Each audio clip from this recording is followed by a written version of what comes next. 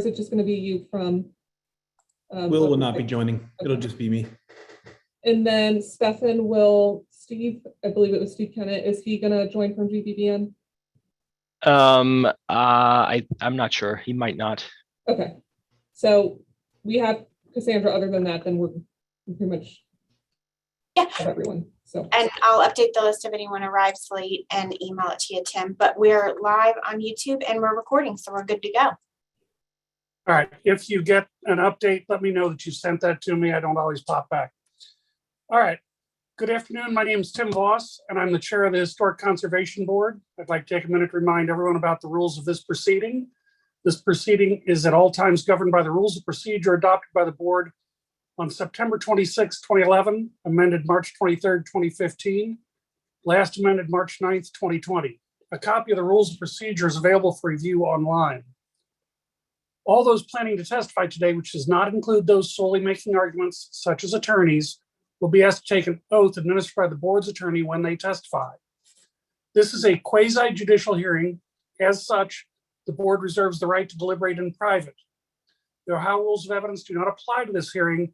However, professional rules of conduct do apply, and candor to the tribunal is required. The board members are citizen volunteers and are not paid for their service. They are treated as public officials under Ohio law, and any attempt to influence them, including but not limited to bribery, intimidation, retaliation, which may include contacting their employer in an attempt to exert influence, is punishable as a crime. All should be aware that this meeting is being tape recorded. Therefore, please speak clearly into your microphone and state your name and address for the record. In the event of any technical difficulties with the video conferencing technology, I may continue or postpone this hearing at my discretion. All participants providing testimony today must have both camera and audio features turned on in order to participate.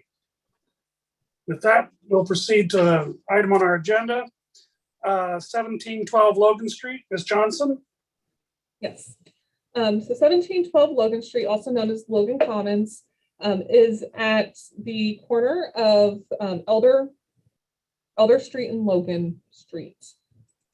Here's a site map showing the location of it. The parking garage that came forward last meeting is here. Finley Market is over here, and so it does take up the entire depth of the site. The applicant is requesting a certificate of appropriateness for a new construction of a multifamily mixed-use 4-story building and related zoning relief. The zoning relief requested is for density to permit 42 units. By right, they are permitted to have 31, and they are requesting 42. So they are requesting a density of 517 square feet of lot area per unit. A variance to permit the 42 units is required. They are also asking for special exceptions for an increase to the articulation on the building street face. On Logan Street, they're permitted to have 169 square feet. They are requesting 350 square feet, and so a special exception is required for that additional articulation. And then transparency also on Logan Street is required to have 50%. They are at 49%, so a special exception for the decrease in transparency is required. The existing site is a vacant lot, surface parking lot on that southeast corner of the intersection of Elder Street and Logan Street. They're proposing to build a 4-story multifamily building. A 4-story multifamily residential building set at Elder Street and Logan Street. There will be commercial tenant space at the Elder Street side of the building with the main entrance for the residential facility at the corner of Elder Street and Logan Street. Amenity space for the residential building will also be along Logan Street. The building will be primarily a gray brick with earth tones as accent colors around the windows and recesses. As for the zoning relief, in regards to the variance, they are requesting the units at 42 units due to the affordability of the units, and also that the overall building requirements for OFA is driving the unit count. The applicants have provided the economic feasibility analysis to make this project feasible for the specific population, and with the funding mechanisms, the unit count is required. In regards to comparison to other projects within the area, they are requesting 517 square feet of land area per unit, which is in line with previously approved projects. It's actually higher than what has typically been requested. Typically in affordable housing projects such as the Welcome Inn, we have approved 247 to 366 square feet of lot area per unit for mixed income affordable housing projects, and they are again requesting 517. In regards to the special exceptions, the articulation requested is at the corner of, it's right here, it's right at the corner of Elder Street and Logan Street. And they are providing a recessed entry. And so they're still continuing that street line with having columns at that street line to provide that balance. However, a increased recess is needed as this is a senior population that often will be picked up for transportation, and this will be able to provide an area of covered area where they can sit outside as well as sit outside and wait for their transportation. In regards to the transparency, it is a minor deviation from the requirements, and that is due to the facade. And there is and I apologize for the blurriness of some of this. The files were really large, and so I had to reduce them so it would work on my PDF viewer. So the quality that they submitted is much higher quality than what I'm able to show. But as you can see, there is a change in grade from the corner at Logan and Elder down further on Logan, and to be able to keep the floor length, the floor height the same, they needed to increase the solid mass, and so it's just again just a slight transparency deviation, and so staff is supportive of that as well. In regards of the certificate of appropriateness, so the applicants have worked very well with staff over the last several months, actually probably longer than that, on this project. They started with an RFP through the Community and Economic Development Department, and they won the RFP and then continue to work with staff on the design. Staff is supportive of the design and feels that it substantially conforms to the historic guidelines. Staff is going to not go over every single guideline, but we will highlight some of the ones that might be a little less straightforward.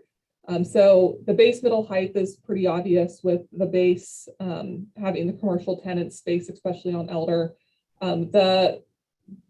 The top is not the necessarily standard top that we have, but with the change in material that you provide in a stronger band of, or a wider band of material at the top than you have at the middle between the floor lengths, provides a substantial top. In regards to the window openings, so the window opening pattern is similar on both the street facades, and the south facade is not highly visible. Sorry, the south facade is not highly visible from the street, and the east facade is set back from the street to create a courtyard and is not highly visible from the street as defined by zoning. So while it's Campbell Street, or many people refer to as Campbell Street, it is actually an alley per zoning. And so the only two street facades are the Elder Street and Logan Street. So the windows are taller than they are wide, and even when the windows are in pairs, individual windows are within those groupings are taller than they are wide. The windows on the street faces have definition of them through the change in material from the light gray brick to the dark gray brick, and that provides references to sills and lintels. The windows and brick accent panels are recessed from the face of the building, and the windows are all aligned vertically. And so while the horizontal alignment of each individual window, you can see it better here.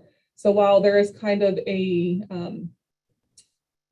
little flux in the horizontality of the windows, that horizontal line is still created with the definition of the windows and the accent panels along each horizontal row.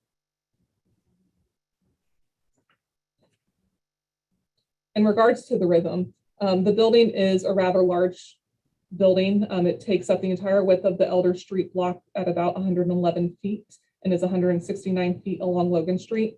The recesses within the building break along Elder Street specifically breaks up. So here, this is a recess, breaks up the building into segments that are on this facade 50 feet, 34 feet, and 20 feet, which create a rhythm that would be found similar to other buildings within Over the Rhine. The section on Logan Street is maybe a little less obvious of what the rhythm is along Logan Street. However, in the context of, especially across the street where they have the film center, which also has a very long, almost that entire width, same width along Logan Street facade, there is less dynamic rhythm along that facade. And so the facade still has that rhythm that is specific, that is broken up with kind of between the gray, the light gray and the dark gray sections along the facade, but it is just a little less dynamic than what you would see on Elder Street. In regards to emphasis, while the building again is a wide building along Elder Street and Logan Street, it's only 48 feet tall. There are many elements that do help create verticality. So the vertically oriented windows, along with windows and vertical columns, the vertical brick columns between the storefronts are also strong vertical elements that help bring the eye up. In regards to materials, the building materials are all appropriate. The main building material is brick.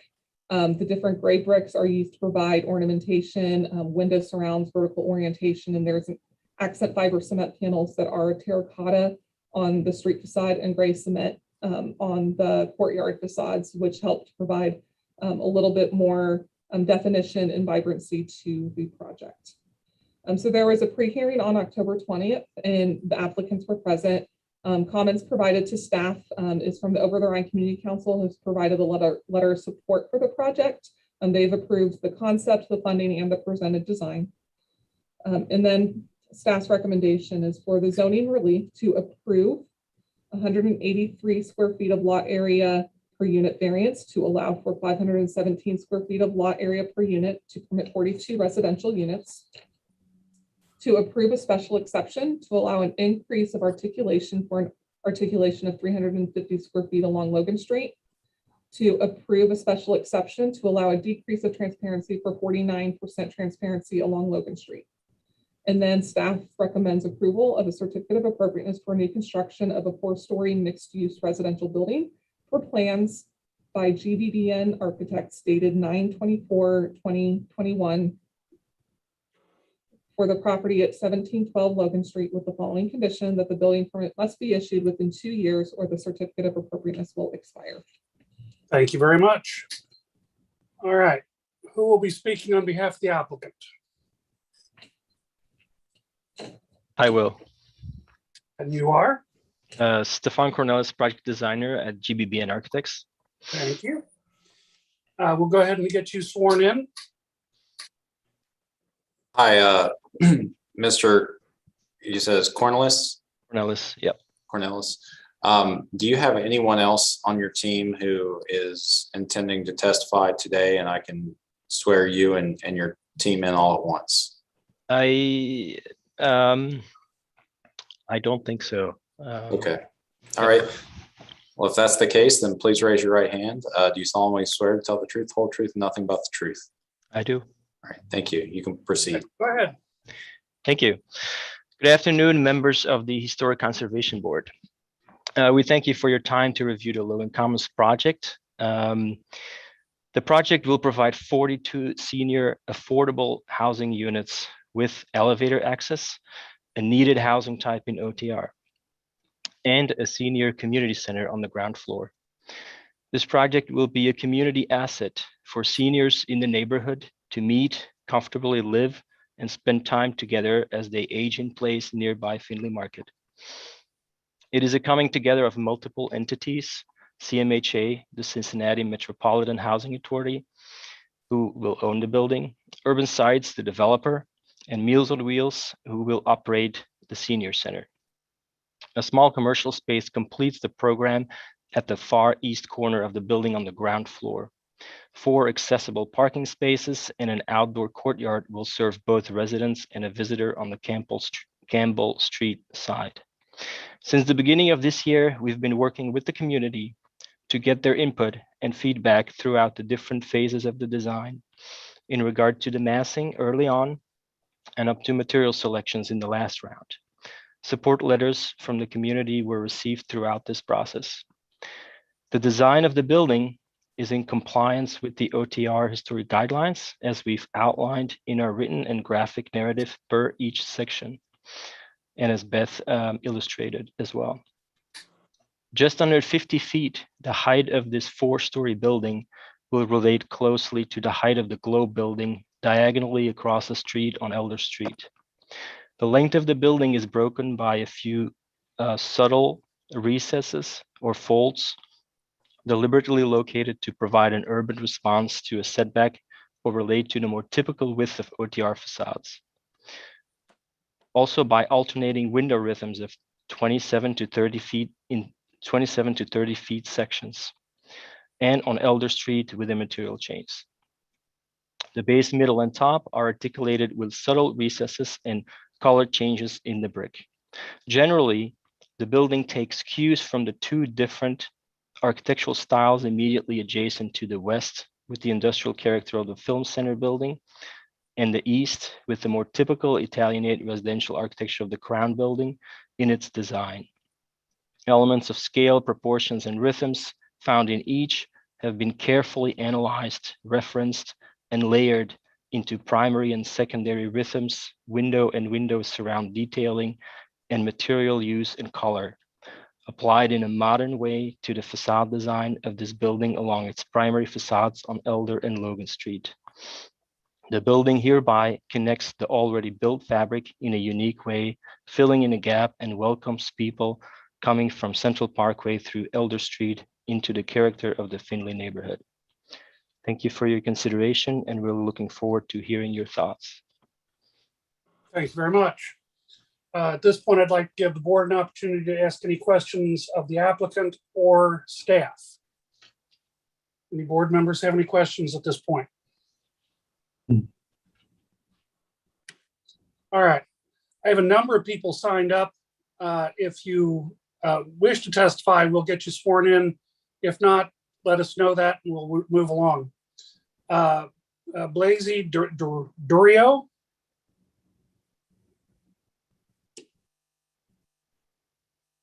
I have no comments. I'm working with Stefan on the team, so Okay. Appreciate it. Stephen Kennett. He's not checked in.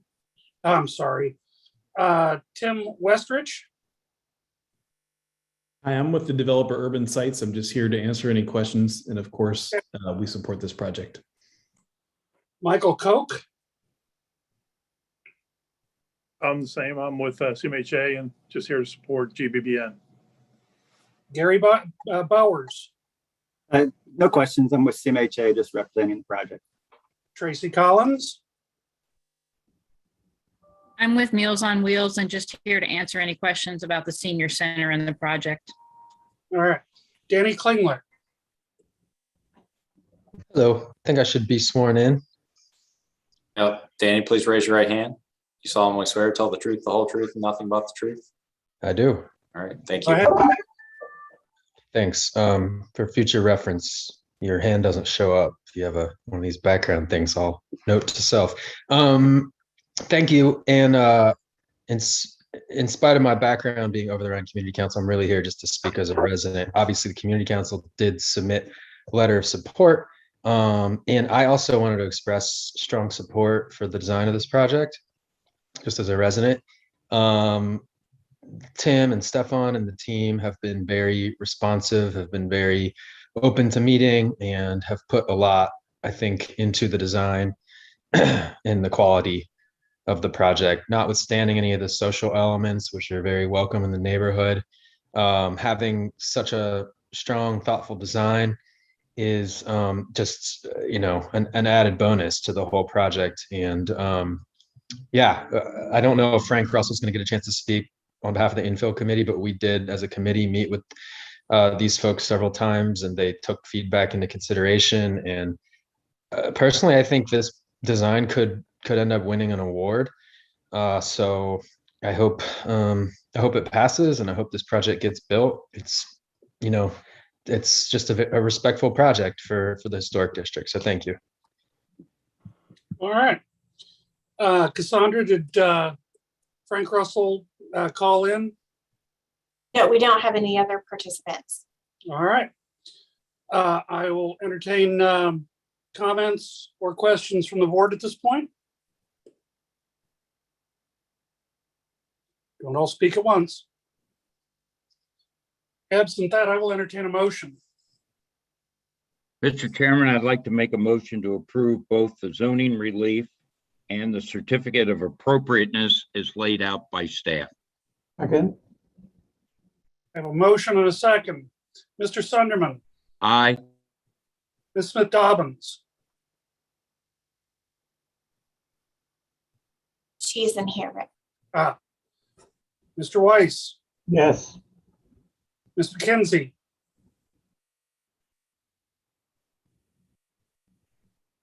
Hi, did you hear me? yes, finally got you. Mr. Zelasco, Aye. the chair votes aye. 1712 Logan Street is approved as laid out by staff. All right. We have other business of the hearing schedule for 2022. Do we need to vote on this, or is this just a notice? The board would need to make a motion and vote. I will make a motion that we approve the projected schedule for the 2022 hearing dates. And second. Mr. Sunderman, Aye. Mr. Weiss, Aye. Ms. McKenzie, Aye. Mr. Zelasco. Aye. The chair votes aye. Ms. Johnson, do we have any other business? No, we do not. Well, this isn't as long as our last meeting.